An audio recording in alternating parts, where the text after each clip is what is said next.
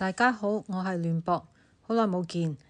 上次出片嘅時候呢，就係 Volitium App 喺蘋果 App Store 上架啦。咁今日呢，我就 update 一下我哋個 App 嘅近況嘅，同埋最新嘅修訂版嘅應用。Volitium App 呢上架呢就已經8個月啦。咁呢段時間呢，我哋就有啲網友幫我測試個 App 啦，同埋報告咗啲 bug 嘅。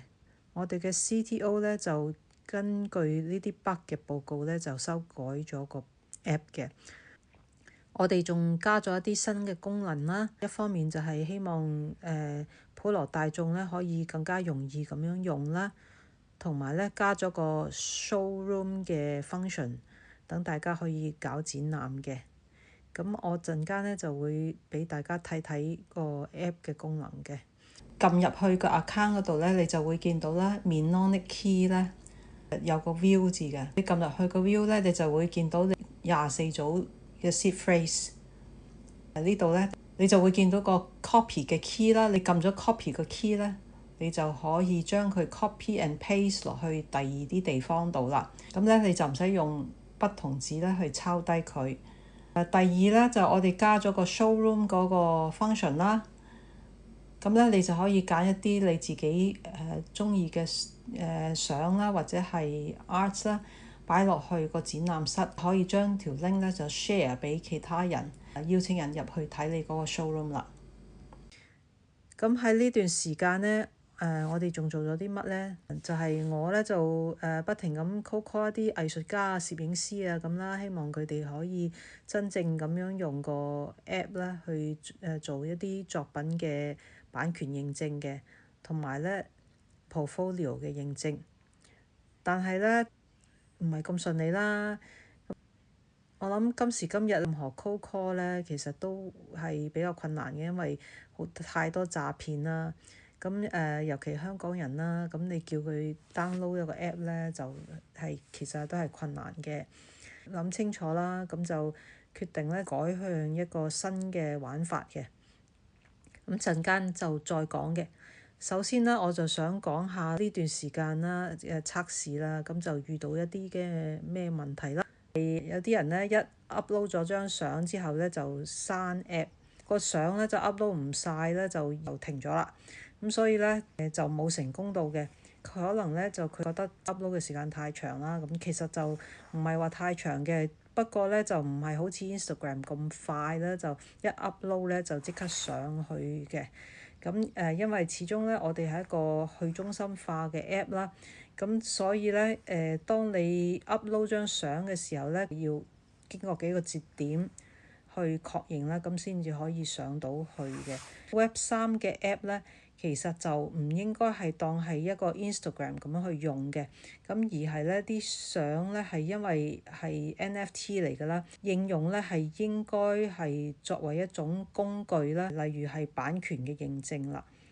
我哋嘅 app 呢就唔係 Instagram 啦，咁你喺 Instagram 上面 post 相啦，其實係屬於平台嘅，就唔屬於你嘅。喺 Web3 上面你 upload 嘅相片 NFT 呢，就係屬於你嘅，個版權亦都係屬於你嘅。咁因為 Instagram 係唔使錢㗎嘛，佢哋亦都講明啦，啲相係會攞嚟做訓練數據啦。免費嘅嘢呢就係咁㗎啦，咁即係有 give and take 咁樣啦。跟住落嚟呢，我就想講下我哋嘅 Volitium App 有咩新嘅玩法啦。第一呢，就係我哋呢就決定呢，當你 upload 相呢，就要俾 gas fee 啦。以前呢就係唔使嘅，咁而家呢，我哋就要俾 gas fee。咁要嚟做乜嘅呢？就係愛嚟捐錢嘅，捐去俾一啲環保機構。扣除蘋果稅之後，你哋俾嘅 gas fee 呢，我哋又會將一半呢就係愛嚟捐俾環保機構嘅。我嘅諗法呢就係，所以呢就與其係劈喺度唔用啦，咁不如就俾大家做一啲有意義嘅事啦。就希望大家呢可以一齊利用呢個 app 呢去做一啲有意義嘅嘢，唔再係無無聊聊咁樣呢上咗一啲相啦，即係唔知為乜咁樣。咁我本身呢就係想呢個 blockchain 呢係真係有用啦。咁咁可能呢個亦都只係一個試驗啦，因為大家都係習慣唔使錢去用 app 啦。普通人嚟講咧，你就未必覺得版權係有用啦嚇。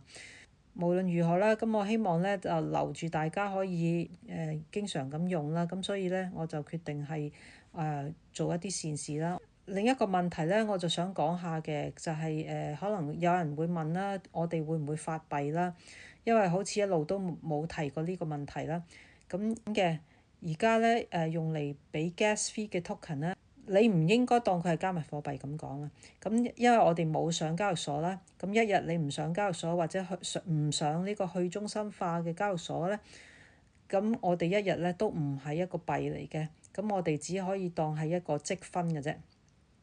App 上面咧就係愛嚟做一個 unit of account 啦，就計你哋 upload 咗啲相咧，就係捐咗幾多錢，咁由我哋咧就轉化為一啲錢咧，就係捐翻出嚟嘅。咁即係38蚊，你哋買咗嘅 token 咧，有一半咧就將會係愛嚟捐錢㗎啦。咁但係咧 at the same time 咧，你哋亦都可以上載啲相啦。我哋咧係獨立嘅區塊鏈啦。咁你哋上載相片嘅 gas fee 咧就係用嚟捐俾環保團體嘅。咁希望大家咧就係多多支持啦。咁今日要講嘅就係咁多。可以嘅話咧就 keep 住係 subscribe 我嘅 channel 啦。咁我一有新嘅 update 嘅時候咧，或者有嘢想同大家講嘅時候咧，就會再 update 㗎啦。係咁啦，今次就拜拜。